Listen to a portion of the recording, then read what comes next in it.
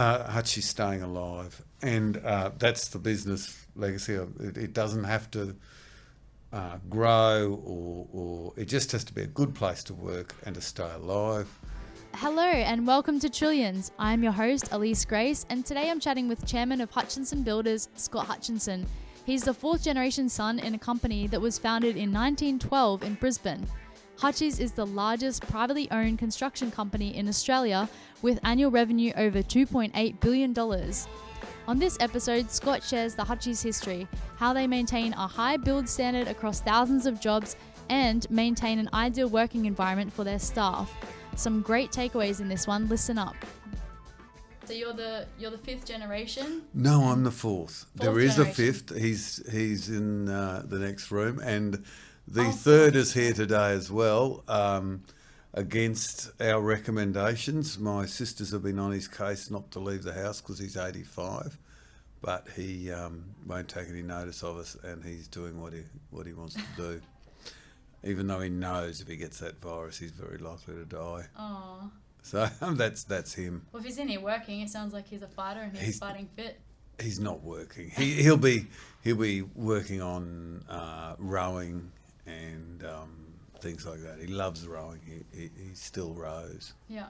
You guys sponsor some rowing? We do, yeah. We have always sponsored rowing, yeah. Yeah. Is it Churchy or another? Well, we've done Churchy, we've done BBC. Dad went to Churchy, and I went to BBC.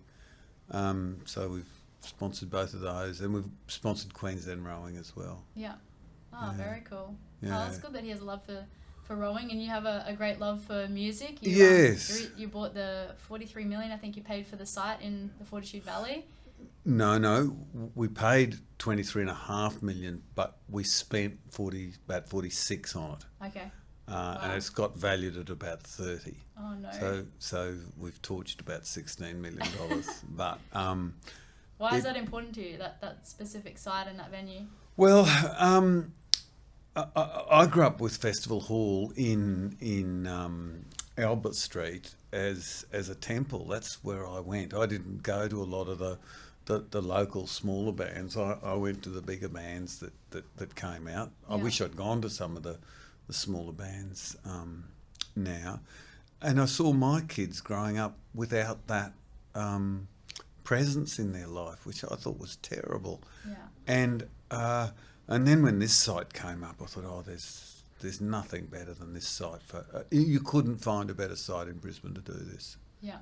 And it's exactly the size that Live Nation and Splendour in the Grass want. Mm-hmm. I could have made it bigger, but a band's biggest fear is playing to a half-filled stadium or a venue. Mm. So it's a perfect size. For them, and how's it going now? Right now it's shut, but of course, with this virus stuff. With this stupid virus, but it was trading its ass off. It was going really well, and March was going to be wonderful. We had the Pixies, we had the National coming out. It was going to be wonderful, but there's a lot worse happening at the moment. Yeah. Oh well, these things happen. Yeah. Oh, it's good that you've got it there and you've secured that for Brisbane. And there's also, we've got Triffid as well, which is a smaller one. The Fortitude Music Hall has a capacity of 3,500. Triffid is about 800 to 1,000. Triffid's That's a great venue. Oh, I love that venue. So good. And I just went to see New Order at the Sydney Hordern Pavilion. And that's a comparable size to Fortitude Music Hall. There's no comparison in the experience. The experience of Fortitude Music Hall is so much better than the Hordern Pavilion. I'm yet to visit it actually. Oh, you've got to come. So hopefully once it opens back up, there'll be. I can show it to you empty anytime you want at the moment. Thank you. Well, let's touch base on your history, Scott. So, Hutchies has been in business for 108 years now. Yes. And you're fourth generation, not fifth generation. Yes. Your great grandfather came here from England. So you've now got, I've got here, correct me if I'm wrong, you employ more than 1,400 people.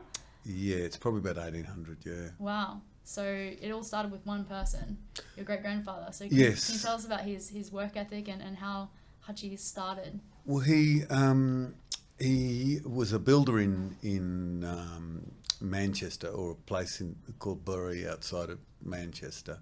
He had a disagreement with a business partner, so he came out here and landed in 1911 and started pretty quickly. We may have started in 1911, but we're sure we were there in 1912. He was hardworking and he was very hungry, but I think it was when my grandfather came in that the place really started to flourish. I think it was my great-grandfather may have started it, but I think it was my grandfather that really gave it the push. Yeah. And he said my grandfather used to say they had their best times in the Depression years.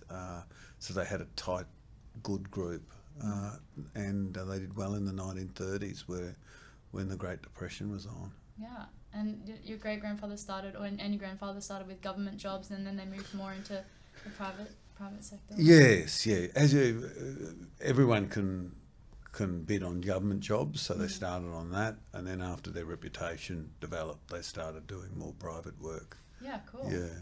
And so going from one person to over 1,800 now, and obviously you're fourth generation and it's still a privately owned company. How do you, what are some things that you've seen over the years and through the generations of raising your children and the families, and how you guys have been raised to have that strong leadership all the way through? It's more, this will sound a little strange. I think the reason we have survived is that there's only been one child brought in for each in each generation. My grandfather and his brother worked here, but my grandfather my great uncle was a minor player, I think. That's certainly a company, especially a construction company, falls to pieces once there's uncles and aunties and cousins and everything involved. So that's what I've told my children. I've got 4 children. I said, only one of you are coming in. The oldest one gets first option, and he's taken that option up.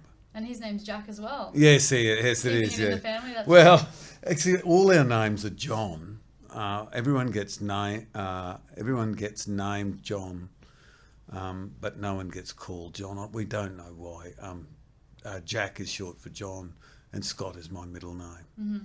So my first name's John. Dad's first name's John. My grandfather and great-grandfather's name's John. And the nickname's Jack. Yeah. No, there's no sense to it. There's no... I think it's nice. It's a great legacy that you've got going on. Well, yeah, I don't know if it's a legacy. It's but it's something that's happened. Yeah. Yeah, and so you guys obviously have a lot of projects going on. We do. All around the country. And do you have any internationally at the moment? No, we've only ever done 3 internationally, and one in New Zealand, one in Canada, and one in Japan. And we've seen no reason to stay there.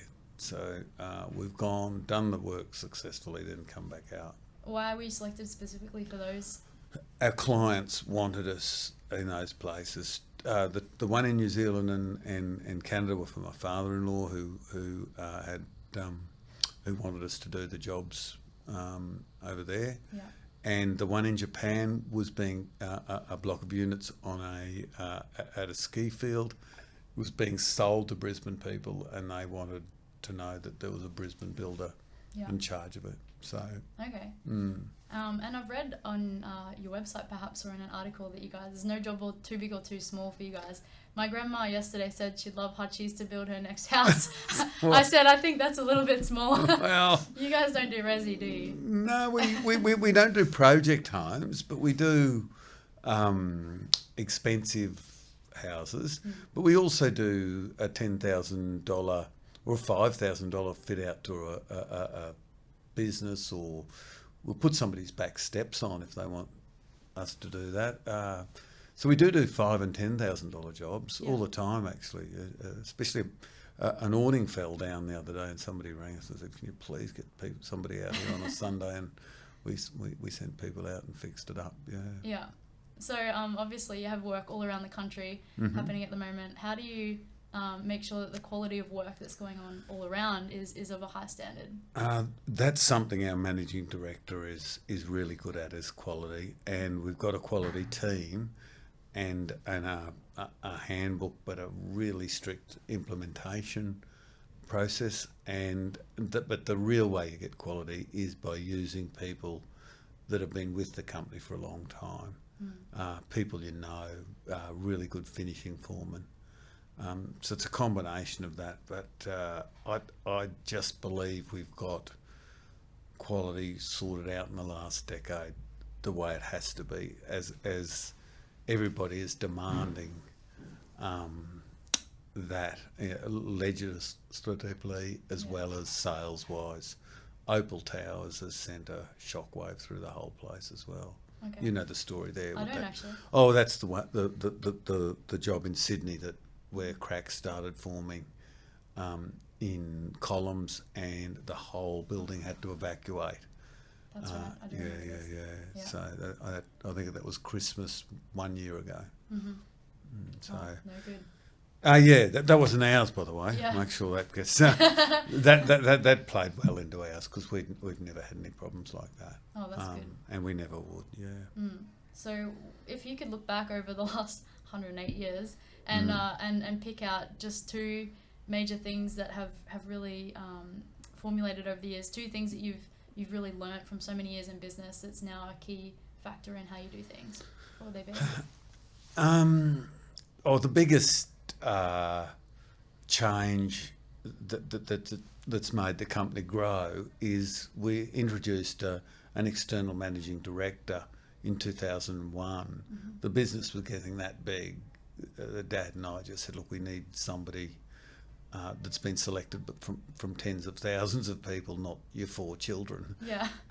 And Dad said there's a guy at the Master Builders that could run BHP. So we brought him on, and he's done wonders. And he's still here. Greg Quinn, he's played rugby league for Queensland. Yeah. A chippy himself. He's been amazing. So that's probably the biggest change that's to the company, getting an external managing director. And I think in the 19 years he's been here, I can't think of he and I having one argument. And everybody predicted I wouldn't let go, but I have. Yeah, I'm chairman now, not managing director. And he was the first person you brought in who wasn't family. Is that correct? The first person to run the company that wasn't family. Yes, yeah. And so, how do you keep good morale amongst the subbies and those guys and the tradesmen? Well, again, there's a lot of things you do, but you just try and make the place that you work the place that you'd like to work. You throw some good parties. Yes, yeah. We don't. We're not politically correct. We throw good parties, and we celebrate things. We still celebrate Guy Fawkes Night, and anybody can do that. A team can have their own party without asking permission from anybody, and people do celebrate things on good jobs. Some teams have taken their whole team to Las Vegas to celebrate without asking permission. Wow. So it's great fun.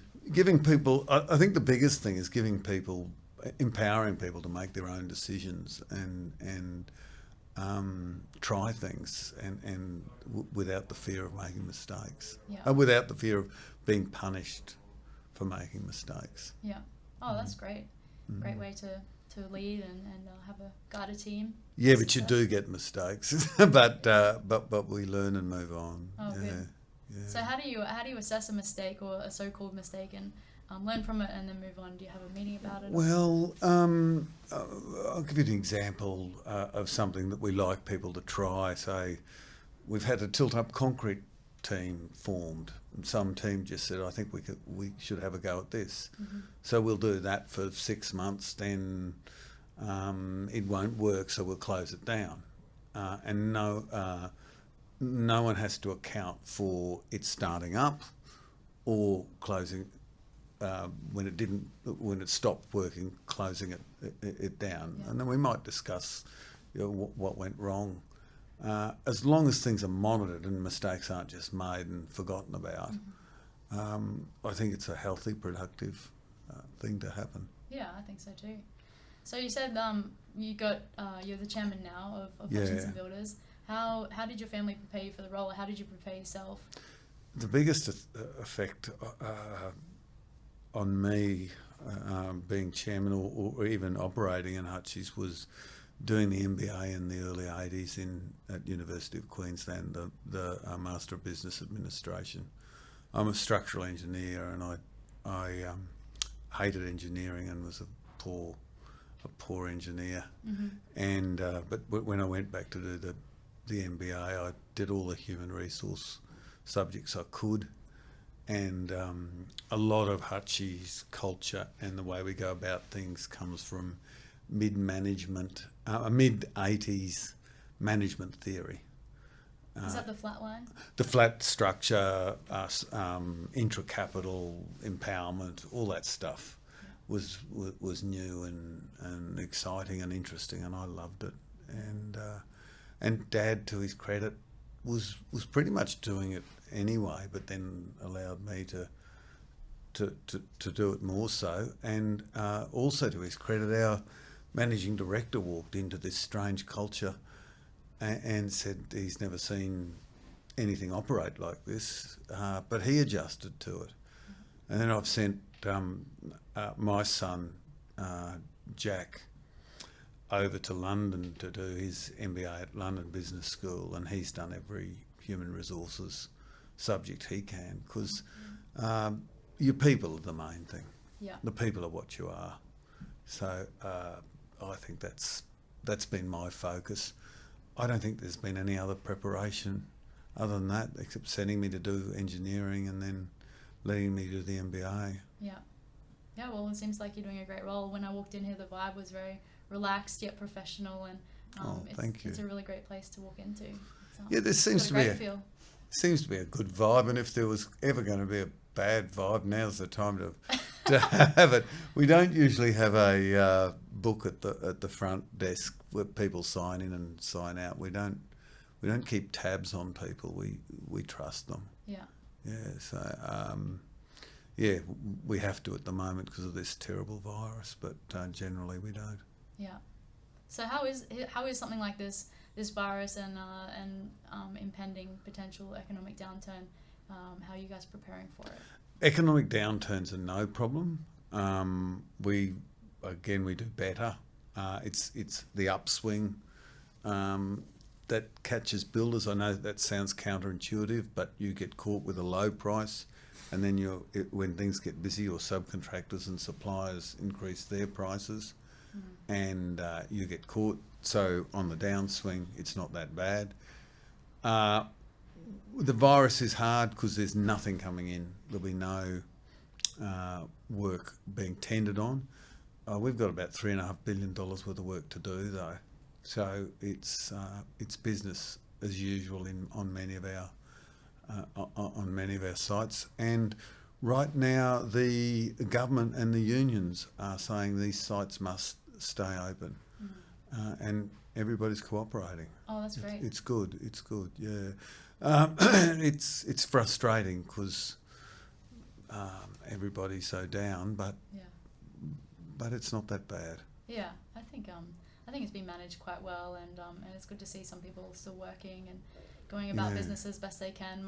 Myself, my partner, and our flatmate, we're all working from home. Good. So yeah, I'd love to have Coles or Woolies. Stock, yeah. Or toilet paper stock. Oh, the toilet paper thing.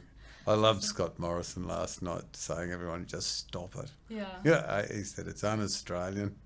It was so funny because it is so stupid. It is silly. I mean, as if toilet paper is your biggest problem if you're going to be in lockdown. Yeah. So, at least it's provided us with a good joke, something to laugh about. Oh, it's insane. You talk to the shopkeepers, and they said it's crazy. Someone got tasered the other day Really? for fighting over toilet paper. So you could understand it if they were starving and fighting over food, but getting tasered over a toilet paper fight, it's insane. Yeah, it's funny, isn't it? Yeah. Oh, I was looking at your Hutchinson honeybees. Yes. How much honey are you producing per year now? Oh, It's over a ton. it's huge. I just thought it was wonderful that to have hives on the top of all our offices. You're a bit of an environmentalist, right? Oh, we have I drive an electric car. I do my bit, but I'm not. I fly. I'm not Greta Thunberg, but I try and we try and do our bit. And we've got an incredibly good environmentally sustainable design team, and so they guided me on which car to get, and they're good cars.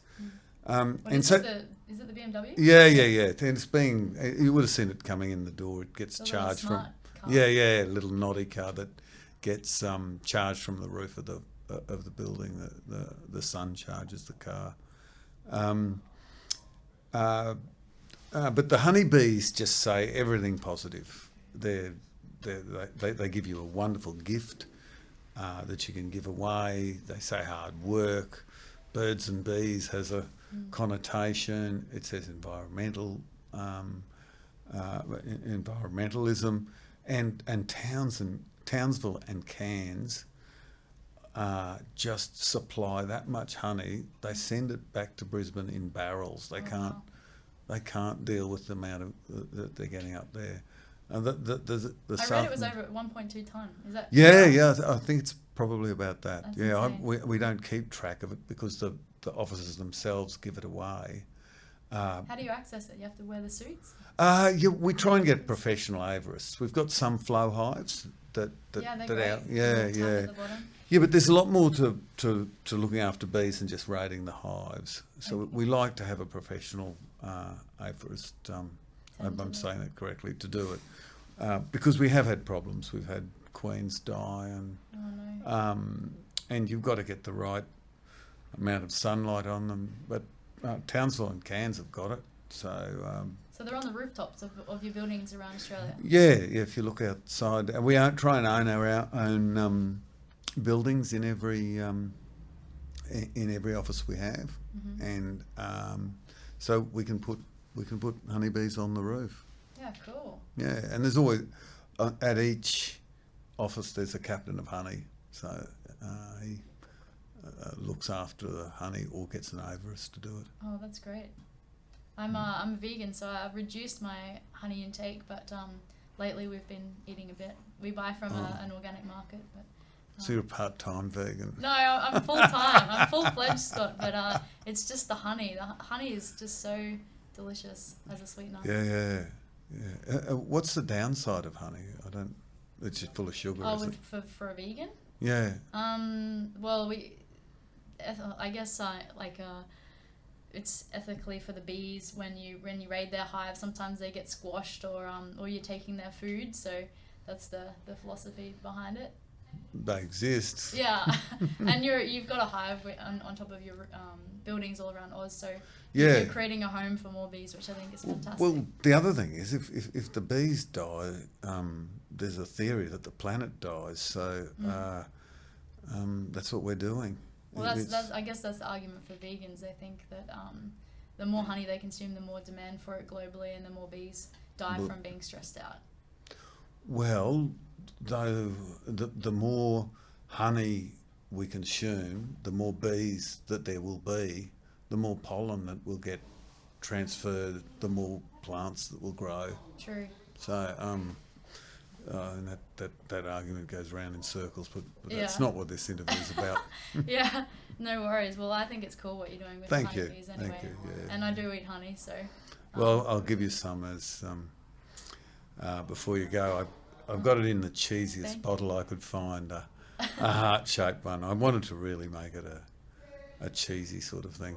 So you give it away to guests, friends, and Hutchies staff? Yeah, the main thing we do, so if we're sponsoring a function, we put a bottle at each for each person on each table. Nice. And you watch the sometimes the pens or the cups or the whatever other gifts people leave get left there. Never the honey.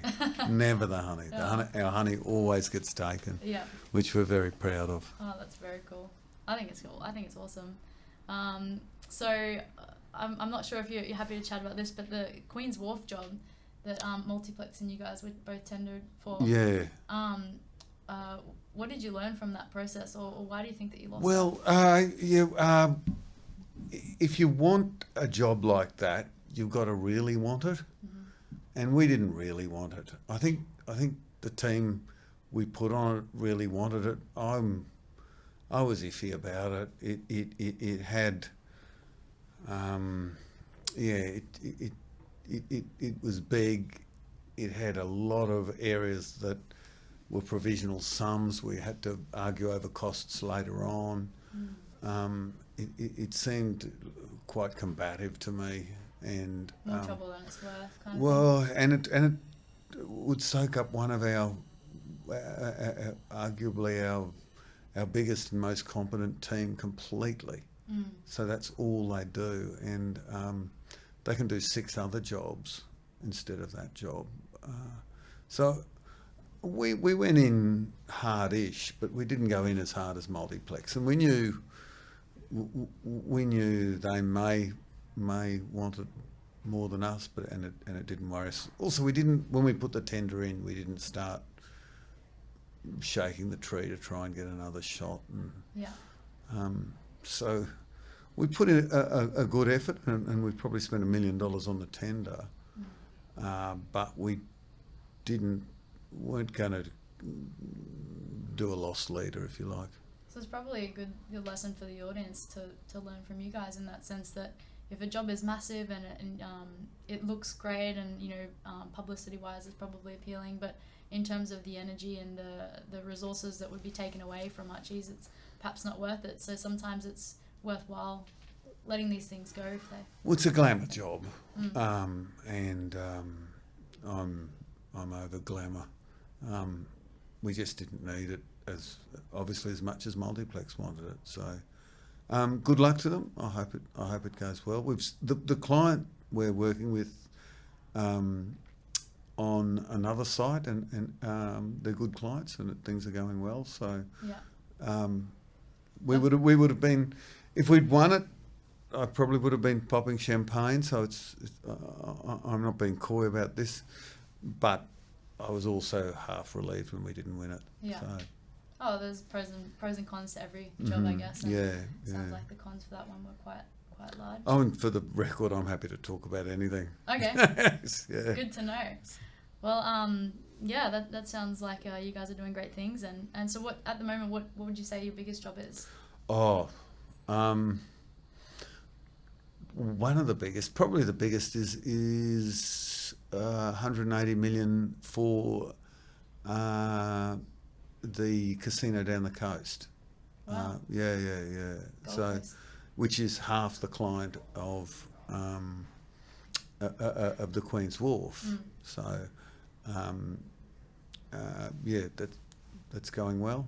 Yeah. And we've got some big, similar sized jobs in Sydney and Melbourne. So we've got a few 160, 170, 180 million dollar jobs, and we've just finished a $400 million one. Oh wow. With the Sky Tower. Yeah. Which went That well. looks great. Yeah, it does. Yeah, it's the tallest tower in Brisbane, and will be forever the tallest, because the airport dictates how tall buildings How can high be. is it now? I don't know, but it's about 90 stories. Wow. I think it's the same level as the Meriton buildings, but because we started on a lower ground level, ours is actually taller. Yeah. Yeah, I used to live in one of the Meritons on 58, and that was pretty cool. Was it? Sometimes there'd be fog down here, Under you. and I'd see the sunshine, and then I'd go downstairs. It'd be a gloomy day. So that was really cool. It was like being in the sky, like Sky Tower. All right. So we've spoken about the honeybees and how much you're producing, and some great jobs you're doing around, a bit of your history. Do you still the bunkers. I read something about the bunkers around Brisbane for the World War II. Oh yes, that was in my great-granddad and my granddad's day. Yeah, we did a few of those bunkers. I think they're not. It's not all known where they are, even. But some of them have been dug up. Yeah. Yeah. My grandfather was too old for World War II, and my father too young. Yeah. So. That's lucky. Yeah. Well. Yeah. You say lucky, but everyone tried to do there. Well, my other grandfather went to fought in New Guinea. But again, in World War One, my great grandfather was too old, and my grandfather was too young. Yeah. So we've missed all the wars. You guys have built some really cool historical buildings around Brisbane. Yeah. A lot have been knocked down, of course, because that's how cities are, and that's how Brisbane is. Brisbane knocks down some stuff they shouldn't. Yeah. All towns do, but I'm trying to put some good ones up. So what's the next music site? We're going to have a crack at the river stage. Okay. Yeah. It needs. What happens now is, and I've just returned from Melbourne, where I saw New Order at the Myer Music Bowl. 15,000 people. Wow. Just before the order came in that no one's allowed to congregate. Yeah. So New Order were fantastic, but ours is better. The river stage is better, except we don't have enough cover, and we don't have the sound system they do. The sound system at the moment at the river stage just blurs out everywhere and annoys everybody. And if you go to a concert in the rain, everyone gets wet. Yeah. We've got to change that a little bit, but we still want to keep the grass, and we still want that wonderful egalitarian feel where you can arrive late and go in wherever you want to. That's gorgeous. Yeah, it's magic, but it's got its problems. Yeah.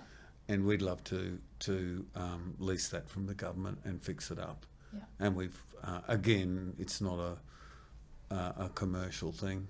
I'm trying to help. So where has your love of music come from? Oh, just from going out. Yeah. I just. You travelled around Europe back in the day with a band, didn't you? Yeah. That wasn't so music Was that related. musical? No. Well, we went to shows, but I'd probably go to 12 festivals a year now. I'd be going to more now. I was planning. I go to Burning Man every year. I was going to Lollapalooza, Sweden. Coachella. Coachella I've been to. It's no good. Okay. The acts are fantastic. The festival is devoid of spirit and life. Mm-hmm. We went to Lollapalooza, Brazil, last year. Just go to different ones. Glastonbury, Nice. Fuji Fest. Yeah. That's what I'd like to continue to do. As I. You love the atmosphere. I just love celebration and music and everybody going crazy. It was, the feeling at New Order, 15,000 people, when there was a impending disaster coming. Everybody completely forgot about it. Whether that's good or bad, I don't know, but we were all very happy. Yeah. So who are your top two bands? Oh, who do you love? Iggy Pop. Yeah. He's just my hero. I don't know I haven't ever thought about who's second. Look, I've seen Lou Reed a couple of times. The Arctic Monkeys, if you're looking for somebody modern and relevant, but there's a whole lot of acts I'd put just under Iggy, but there's nobody in Iggy's class. Yeah. He's just Elvis and the Beatles and everything rolled into one. Yeah, very cool. Yeah, and I love the way he's at the top of his game now at 73. Yeah. And he couldn't make a quid in his 30s and 40s. He was unrecognised, and then quickly people started to realise how important he was and how good he is. And we saw him at the Opera House. I think it was this year, and he was absolutely brilliant. Yeah. And I'll have to get to a show. Oh, you've got to, you must. I took my daughter who's 16 and she's cynical and saw it as old punter music, I think. And then she came away and just said, Dad, that was unbelievable. Oh, cool. That was, yeah. So I'll get to the next one for sure. yeah. I follow him around Australia if he plays. Yeah. So I'll follow him anywhere. Yeah. The oldest I've seen is Fleetwood Mac. They're fantastic, and not Alice Cooper. Who is it? Oh, Alice Cooper. No, it wasn't Alice Cooper. It was You Give Love a Bad Name. Who's that? Oh, Bon Jovi. That's John Bon Jovi. Bon Jovi. Oh, that would have been... I've seen him. He's terrible. It was okay. Oh, and I saw Fleetwood... I'm giving away my age. I saw Fleetwood Mac in 1979. Yeah. They were good, but I'm not a fan. Yeah. It's pop. And I'm... The entertainment value wasn't hugely there. I think modern entertainments like Pink are really cool. You know, upside down singing and things like that. I value that kind of energy. That's pop. That's all pop. And when pop's done well, like as you say, Pink or Lana Del Rey, it's good, but it's not my genre. But I still go. Yeah. Yeah. Yeah, it's punk or psychedelic punk or that sort of end of the music spectrum. Yeah. That is my genre, the Black Lips. Queen. No, not Queen. Not Queen. Not That's with pop. it, am I? No, you're not expected to know the genres. The Queen was pop, cheesy pop, but they've built into something amazing. But I remember somebody playing me a night at the races or a day at the opera and them raving about it when it first came out. Yeah. And I said, "Oh, this is rubbish." But Horses for course. yeah, they've gone and even their tribute shows are. I wouldn't see a tribute. I want to see the original. Yeah, at Triffid we do tribute shows, and they're very successful. Okay. Yeah, we have local bands playing The Cure, or Fleetwood Mac. Yeah. What amazed me at the Fleetwood Mac tribute show was the young people who knew every word, and yet a lot of the stuff was from before they were born. Yeah. I keep on forgetting that the music for people my age, we heard it in waves, but you guys got it all at once. You heard the Beatles and punk and.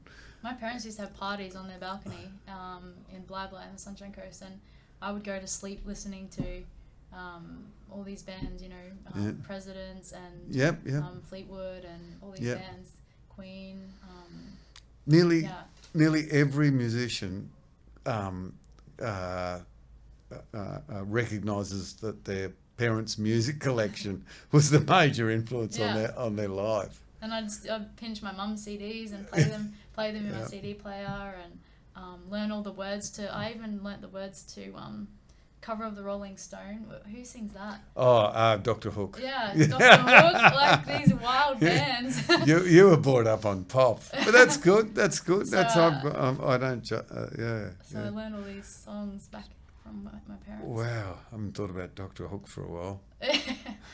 Yeah. Sylvia's mother. Yeah, all the words. Yeah. Yeah. All right. Well, Scott. Last question. You've got a great energy about you, and thank you. You lead an amazing company who's making waves in Queensland and all around Australia. So, what's the legacy you want to leave after you're gone? Hutchies staying alive, and that's the business legacy. It doesn't have to grow, or it just has to be a good place to work and to stay alive. And I want to leave Brisbane music venues, inner city music venues, so people can go out, see great bands, and on the way home maybe see a different band, so people are drawn into music, and that's not going to happen with venues on the outskirts of town. One weird thing is, since we've launched, and it's not, we're only the landlords, but since they've launched Fortitude Music Hall, a lot more people have been going to Trifford. So what's happening is people are going to see a really good venue and saying, let's go and see more live music. Yeah. So that's what's happening, and I'm proud to have a small effect on that, and yeah, that's probably what I'm most proud of, I think. Yeah. Because it's cost me money. It hasn't made money, that's for sure. Well, it's clearly something you're really passionate about. Yeah, it'll make money for my second son, perhaps, but I'm going to leave those sites so tied up that he will not be able to knock those things down and put 350 units on top of them. Yeah. Oh, that's a great legacy to leave, and thank you. Hopefully, people listening to this podcast in years and decades to come will thank you for it. So. I hope they're still operating well after I'm dead. Yeah, I'm sure they will. Thank you. Thank you for your time. Thank you.